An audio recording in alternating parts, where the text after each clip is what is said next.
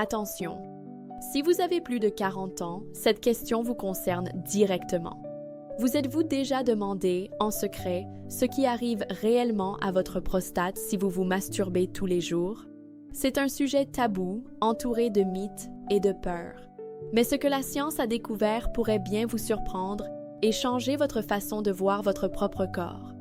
Je suis le docteur Amélie Dubois et j'ai consacré ma carrière à briser les silences autour de la santé masculine. Aujourd'hui, nous allons découvrir ensemble si la masturbation quotidienne est un allié ou un ennemi pour votre prostate et je vous révélerai l'aliment secret que vous avez sûrement dans votre cuisine qui pourrait être le meilleur ami de votre prostate. Restez avec moi. Ce que vous allez apprendre aujourd'hui est essentiel. Avant de plonger au cœur du sujet, une chose très importante. Si vous voulez des informations claires, directes et basées sur la science pour prendre le contrôle de votre santé, faites 2 choses maintenant. Abonnez-vous à cette chaîne et, surtout, activez la cloche des notifications.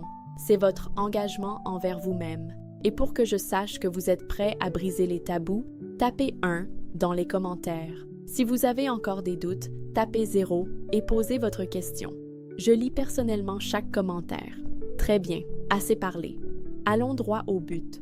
Pour comprendre l'impact de la masturbation, il faut d'abord comprendre ce qu'est la prostate. Imaginez un petit organe de la taille d'une noix, situé juste sous votre vessie. Ce petit organe a une fonction essentielle. Il produit le liquide qui nourrit et transporte les spermatozoïdes. Sans lui, pas de reproduction possible.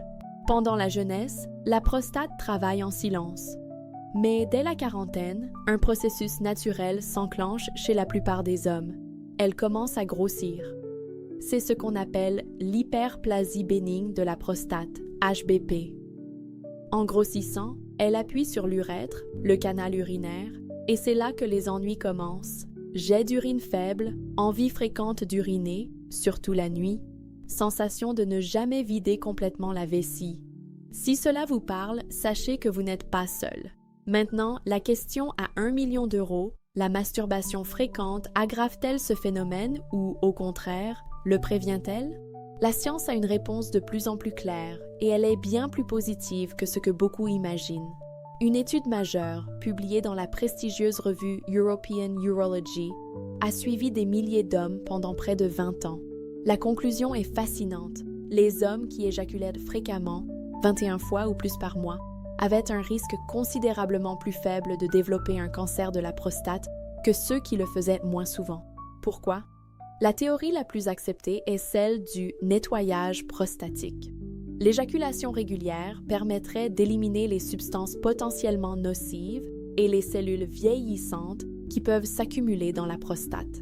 C'est comme faire une vidange régulière de votre moteur pour éviter que les impuretés ne s'accumulent et ne causent des dommages. Cela signifie-t-il qu'il faut se forcer? Non. Il s'agit de comprendre que la masturbation, loin d'être un acte honteux ou dangereux, peut faire partie d'un style de vie sain qui protège votre santé masculine. C'est un acte de connaissance de soi et de respect pour son propre corps.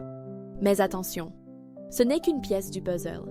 Et dans le prochain bloc, nous allons voir les 3 transformations que subit votre prostate après 40 ans et pourquoi ce nettoyage est si important. Si vous êtes prêt à continuer, écrivez « puzzle » dans les commentaires. On assemble les pièces ensemble.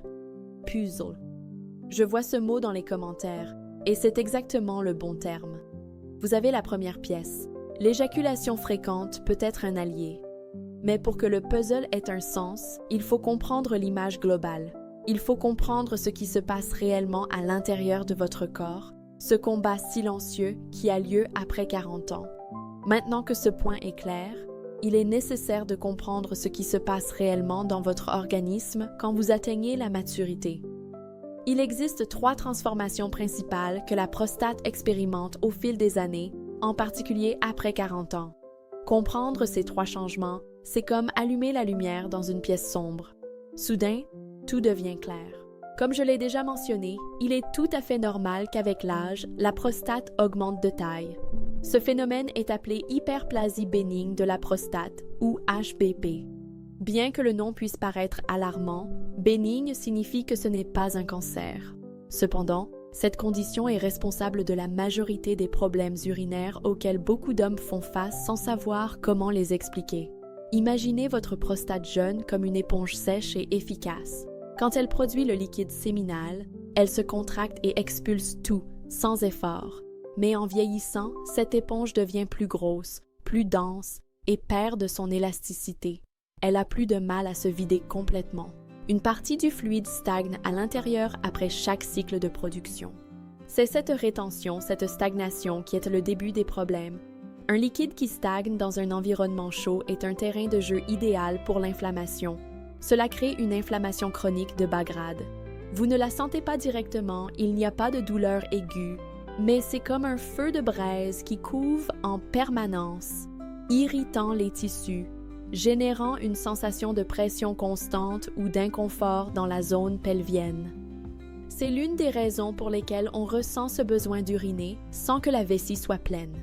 C'est la prostate, engorgée, qui envoie de faux signaux. Deuxième transformation, le déséquilibre hormonal, la tempête DHT. La deuxième grande transformation est hormonale. C'est un point crucial. Lorsque nous arrivons à un âge plus mûr, les niveaux de testostérone, l'hormone masculine par excellence, commencent à diminuer naturellement. C'est un processus normal. Mais le problème n'est pas tant la baisse de la testostérone elle-même que ce que le corps en fait. Dans l'organisme, une enzyme, la 5-alpha-réductase, transforme une partie de cette testostérone en une autre substance, beaucoup plus active et puissante, appelée la dihydrotestostérone, ou DHT. La DHT est utile dans la jeunesse pour le développement des caractéristiques masculines. Mais après 40 ans, elle peut devenir une ennemie. Il a été démontré que lorsque le DHT s'élève, il agit comme un super fertilisant pour les cellules de la prostate, stimulant leur croissance de manière accélérée. C'est ce déséquilibre hormonal, moins de testostérone protectrice et plus de DHT stimulante, qui est le moteur principal de l'augmentation du volume de la glande. Troisième transformation, l'augmentation du risque d'anomalies cellulaires. Celle-ci est la conséquence logique des deux premières. Imaginez que chaque jour, votre corps remplace des millions de cellules anciennes par des nouvelles. C'est un processus de photocopie continue qui se produit de la naissance jusqu'à la fin de la vie. Quand vous êtes jeune, la photocopieuse est neuve, les copies sont parfaites. Mais à force de répéter cette division cellulaire pendant des décennies, il existe une probabilité statistique de plus en plus grande qu'à un moment donné, une erreur microscopique survienne dans la copie du matériel génétique. Normalement, votre système immunitaire est là pour repérer et détruire ces mauvaises copies. Mais si votre prostate est déjà dans un état d'inflammation chronique à cause de la stagnation et de stimulation hormonale excessive, à cause de la DHT, le système de surveillance est débordé. Le terrain est favorable à ce que ces cellules défectueuses survivent et se multiplient. C'est ainsi que, avec les années, une simple erreur peut se transformer en un problème sérieux comme le cancer de la prostate, l'éjaculation fréquente, l'allié contre les trois transformations. Maintenant, revenons à notre sujet de départ. Comment l'éjaculation fréquente agit-elle sur ces trois fronts? 1. Contre la stagnation. C'est l'effet le plus direct. Chaque éjaculation est un rinçage, un nettoyage. Elle force la prostate à se contracter et à expulser les fluides stagnants, les cellules mortes et les substances potentiellement pro-inflammatoires. Moins de stagnation signifie moins d'inflammation. 2. Contre le déséquilibre hormonal. Bien que cela n'empêche pas la production de DHT, un environnement moins inflammatoire et plus sain rend les cellules prostatiques moins sensibles à ces effets stimulants. 3. Contre le risque cellulaire, en vidant régulièrement la glande, vous réduisez le temps que les éventuelles substances cancérigènes, venant de l'alimentation, de l'environnement, etc., passent en contact avec les tissus. Vous faites le ménage avant que la poussière ne devienne de la saleté incrustée. Cependant, et c'est ici que je veux que vous prêtiez toute votre attention, car c'est vraiment important, l'éjaculation fréquente à elle seule n'est pas une formule magique. Ce n'est qu'une pièce, une part précieuse mais incomplète d'un panorama de santé bien plus vaste. Cela ne sert à rien de maintenir cette habitude si, dans le même temps, vous avez une alimentation négligée, si vous restez sédentaire ou si vous refusez de vous soumettre aux examens médicaux recommandés. La masturbation peut agir comme un allié positif, mais elle doit toujours s'intégrer à un style de vie global. Maintenant que vous avez compris ce qui se passe dans votre organisme, je veux que nous nous concentrions sur ce que vous pouvez faire dès aujourd'hui pour construire un plan d'action complet. Si vous êtes prêt à passer de la connaissance à l'action, écrivez « action » dans les commentaires. C'est le moment de prendre les rênes. Action! C'est le mot que j'attendais. La connaissance sans action est inutile. C'est comme avoir la carte d'un trésor, mais ne jamais quitter son fauteuil pour aller le chercher. Vous avez maintenant compris ce qui se passe à l'intérieur de votre corps. Vous avez compris que l'éjaculation fréquente est un allié, mais un allié qui a besoin de renfort.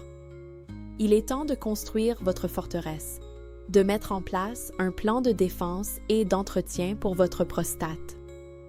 Un plan simple composé de 4 piliers essentiels. Si vous vous engagez à construire ces 4 piliers, je vous promets que vous ferez une différence réelle et durable pour votre santé. Pilier numéro 1. Le contrôle technique annuel non négociable. C'est le pilier le plus important, celui qui soutient tout le reste. Il n'admet ni excuses, ni report, ni procrastination.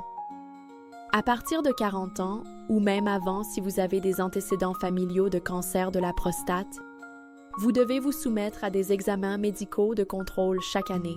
Ce n'est pas optionnel. Ce n'est pas un simple conseil à prendre à la légère. C'est votre ceinture de sécurité. Ces bilans incluent principalement 2 évaluations fondamentales. 1. L'analyse de sang pour le PSA, antigène spécifique de la prostate. C'est un marqueur qui mesure le niveau d'une protéine produite par votre prostate. Un niveau élevé peut indiquer plusieurs choses: une simple inflammation, une hyperplasie bénigne ou un cancer. Ce n'est pas un diagnostic en soi, mais c'est un signal d'alarme. C'est votre voyant moteur qui s'allume sur le tableau de bord. 2. L'examen rectal digital, le toucher rectal. Je sais ce que vous pensez. C'est le moment que la majorité des hommes redoutent. Celui qui provoque gêne, nervosité et blague pour désamorcer l'anxiété. Mais je veux que vous changiez votre perspective. Je vous invite à le regarder avec maturité. Il s'agit d'une procédure qui dure moins de 15 secondes. 15 secondes qui peuvent littéralement vous sauver la vie. Cet examen permet au médecin de sentir la taille, la forme et la consistance de votre prostate et de détecter une éventuelle anomalie, une bosse suspecte, que l'analyse de sang ne verrait pas forcément. Se soumettre à cet examen ne définit ni votre virilité, ni votre caractère. La seule chose que cela reflète vraiment, c'est votre engagement envers votre santé, votre intelligence et votre volonté de prioriser ce qui compte vraiment. Souvenez-vous toujours de cette phrase: le dépistage précoce est le facteur le plus décisif de l'efficacité de tout traitement contre le cancer de la prostate. Pilier numéro 2. L'alimentation anti-inflammatoire, votre carburant. Le deuxième pilier, c'est ce que vous mettez dans votre corps, 3 fois par jour. Votre alimentation peut être soit un poison lent qui nourrit l'inflammation, soit le médicament le plus puissant qui soit. Cela implique de réduire au maximum, voire d'éliminer, les aliments qui sont des pyromanes pour votre corps. Je parle de l'excès de viande rouge, des produits laitiers industriels, des charcuteries, des produits ultra transformés remplis d'additifs, des fritures répétées et des sucres raffinés qui se cachent partout. À la place, votre assiette doit se remplir de couleurs. Elle doit devenir un arc-en-ciel de légumes frais, brocolis, choux, épinards, de fruits variés, surtout les baies rouges et noires, riches en antioxydants, et de graisses saines. Les graisses saines sont vos amis. On les trouve dans l'avocat, les noix, les amandes, les graines, citrouille, lin, chia, et surtout l'huile d'olive extra vierge. Et maintenant, voici l'arme secrète que je vous avais promise au début de notre conversation. L'aliment que vous avez sûrement dans votre cuisine et qui est un super-héros pour votre prostate. Il s'agit de la tomate. Mais attention, pas n'importe comment.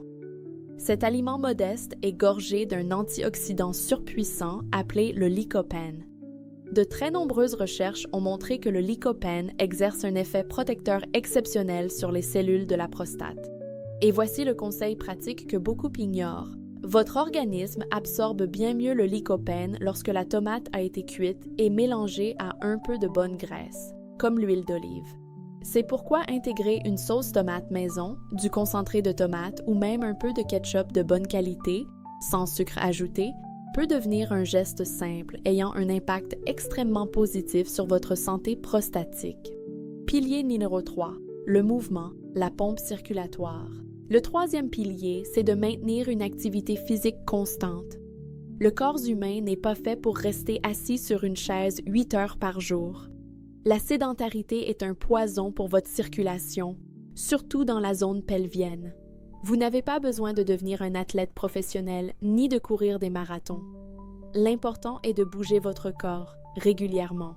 Tâchez de marcher d'un bon pas, au point d'être légèrement essoufflé, au moins 30 minutes, presque tous les jours de la semaine. La marche est l'un des meilleurs médicaments qui soit. En outre, l'entraînement en force, soulever des charges modérées, faire des pompes, des squats, est extraordinaire pour maintenir votre équilibre hormonal et préserver votre masse musculaire, qui a tendance à fondre avec l'âge. Et il y a un exercice en particulier que je veux vous faire connaître, car il est invisible, mais d'une efficacité redoutable, les exercices de Kegel. Il s'agit de contracter et de relâcher les muscles de votre plancher pelvien. Ce sont les muscles que vous utilisez pour arrêter d'uriner en cours de route. Ces muscles soutiennent votre vessie et votre prostate.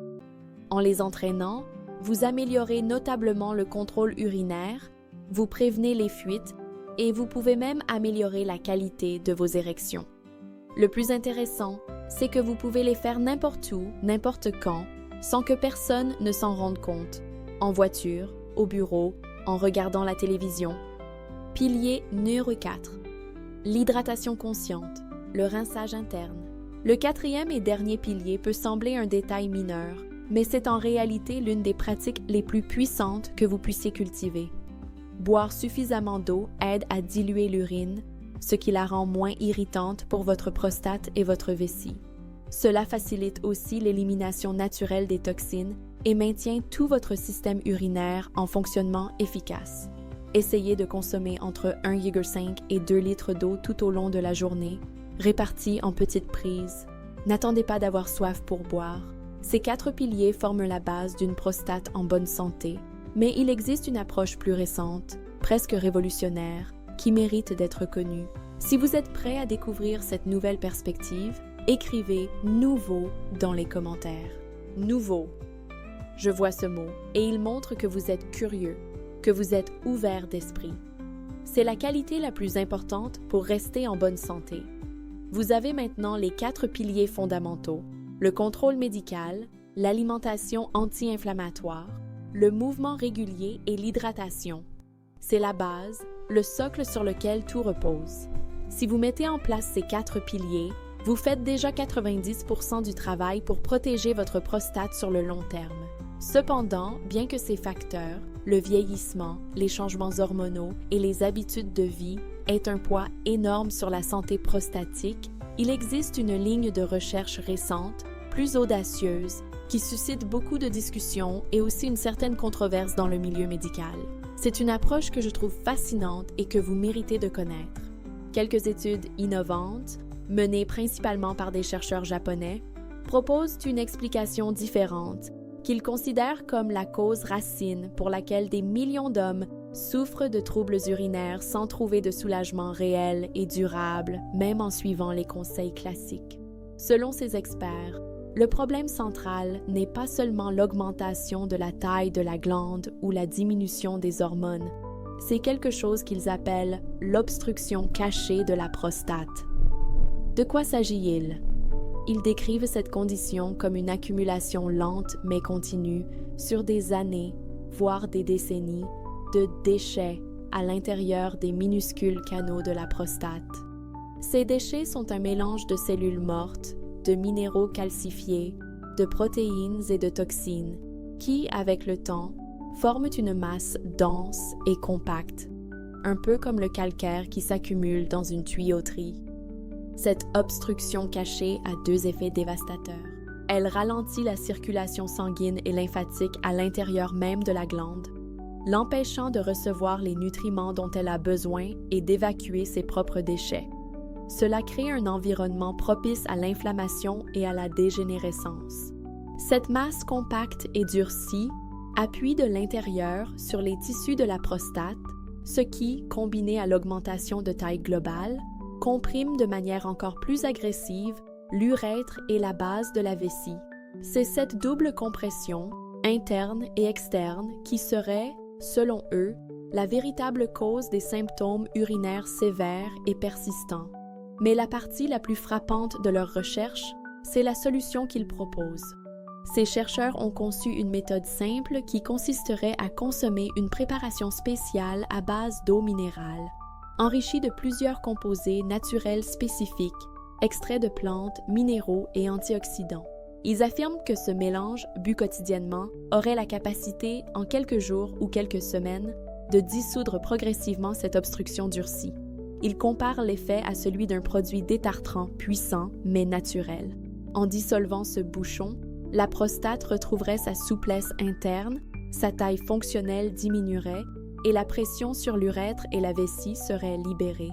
L'image qu'ils utilisent est très parlante. C'est comme si l'on ouvrait en grand les vannes d'un fleuve qui recommençait à couler librement après des années de stagnation et d'embâcle. Les hommes qui ont suivi leur protocole rapporteraient une amélioration spectaculaire de leur flux urinaire, une diminution des levées nocturnes et une sensation de vidange complète qu'ils n'avaient pas ressentie depuis des décennies. Cette perspective que je viens de partager avec vous représente une approche différente, presque révolutionnaire. Elle met l'accent non pas sur la gestion des symptômes, mais sur une intervention unique et puissante visant à restaurer la fonction originelle de la glande. Est-ce que cette théorie est validée et acceptée par toute la communauté médicale? Pas encore. Elle est encore considérée comme émergente. Mais c'est quelque chose que vous méritez de connaître et de considérer, car plus vous avez d'informations, plus vous êtes en mesure de poser les bonnes questions à votre médecin et de prendre des décisions éclairées concernant votre bien-être. Cela ouvre une nouvelle porte, une nouvelle possibilité. Maintenant que vous avez le plan d'action classique et cette nouvelle perspective, il est temps de tout rassembler. Si vous êtes prêt pour la conclusion, pour le message final qui va lier tous ces éléments ensemble, écrivez « ensemble » dans les commentaires. C'est la dernière étape de notre parcours d'aujourd'hui. Ensemble, c'est le mot parfait pour conclure, car c'est ensemble que nous pouvons briser les tabous. C'est ensemble que nous pouvons transformer la peur en connaissance et la connaissance en action. Nous avons parcouru un long chemin aujourd'hui. Nous avons osé poser la question que tout le monde se pose. Quel est l'impact réel de la masturbation sur la prostate? Et nous avons vu que, loin d'être un ennemi, une éjaculation régulière peut être un allié, un mécanisme de nettoyage naturel. Nous avons ensuite allumé la lumière sur les 3 transformations silencieuses qui se produisent dans votre corps après 40 ans. La croissance de la glande, le déséquilibre hormonal vers la DHT et le risque accru d'anomalies cellulaires. Fort de cette connaissance, nous avons bâti un plan d'action solide en 4 piliers. Le contrôle médical annuel non négociable, une alimentation anti-inflammatoire avec la tomate cuite comme arme secrète, le mouvement régulier incluant les exercices de Kegel et une hydratation consciente. Enfin, nous avons exploré une nouvelle frontière, une théorie innovante sur l'obstruction cachée qui ouvre de nouvelles perspectives fascinantes. Prendre soin de sa prostate n'est ni une tâche à remettre à plus tard, ni un sujet que vous pouvez ignorer en pensant qu'il ne vous affectera pas. C'est une responsabilité essentielle.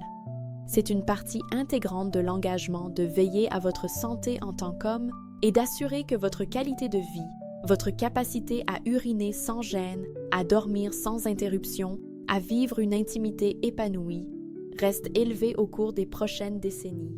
Le plus grand danger n'est pas la maladie elle-même, c'est le silence, c'est la honte, c'est l'idée fausse que les problèmes de prostate sont une fatalité, une conséquence inévitable de l'âge contre laquelle on ne peut rien faire. C'est faux. Rompre le silence et rechercher une information véridique, comme vous le faites en ce moment même, est le premier pas, le plus puissant que vous puissiez faire. Votre bien-être dépend de vos décisions et l'action consciente est l'outil le plus transformateur que vous ayez à votre portée. Chaque petit pas que vous faites pour comprendre comment fonctionne votre organisme vous rapproche d'une étape de maturité où la prévention et la prise en charge de soi cessent d'être un sujet inconfortable pour devenir une forme de respect de soi, de dignité et de confiance. Alors, que faire maintenant? Concrètement, commencez petit, mais commencez aujourd'hui. Ne vous dites pas « je ferai tout ça demain ». Choisissez une seule chose dans le plan que nous avons vu et engagez-vous à la faire cette semaine. Peut-être que ce sera de prendre rendez-vous chez votre médecin pour ce contrôle que vous repoussez depuis trop longtemps. Peut-être que ce sera de décider d'intégrer de la sauce tomate maison à vos repas 3 fois cette semaine. Peut-être que ce sera de vous engager à faire une marche de 30 minutes chaque jour. Ou peut-être que ce sera simplement de commencer à pratiquer les exercices de Kegel en secret dès maintenant. L'important n'est pas la taille du premier pas, l'important est de le faire. Si ce contenu vous a été utile, s'il a éclairé une zone d'ombre, ou s'il vous a simplement donné le courage de regarder ce sujet en face, je vous invite de tout cœur à faire 3 choses. Laissez un j'aime sur cette vidéo. Ce n'est pas pour moi, c'est pour que l'algorithme comprenne que ce message est important et le montre à d'autres hommes qui, en ce moment même, se posent les mêmes questions que vous, seuls dans leur coin. Partagez-la avec un ami, un frère, un père, un proche qui a besoin d'entendre ce message. Soyez celui qui brise le silence pour quelqu'un d'autre. Et surtout, abonnez-vous à cette chaîne et activez la cloche pour continuer de recevoir des conseils pratiques, clairs et sans tabou sur la santé masculine. C'est notre rendez-vous. Et maintenant, je veux entendre votre voix. C'est votre engagement. Dites-moi en commentaire quelle est la première habitude saine que vous allez commencer cette semaine pour renforcer votre prostate et vous sentir plus sûr de toi. Prendre rendez-vous, manger des tomates, marcher plus. Votre commentaire peut en inspirer d'autres. Ensemble, nous pouvons nous soutenir et apprendre les uns des autres. Merci de m'avoir accompagné jusqu'ici. Ce temps que vous avez pris pour vous est le plus bel investissement que vous pouviez faire.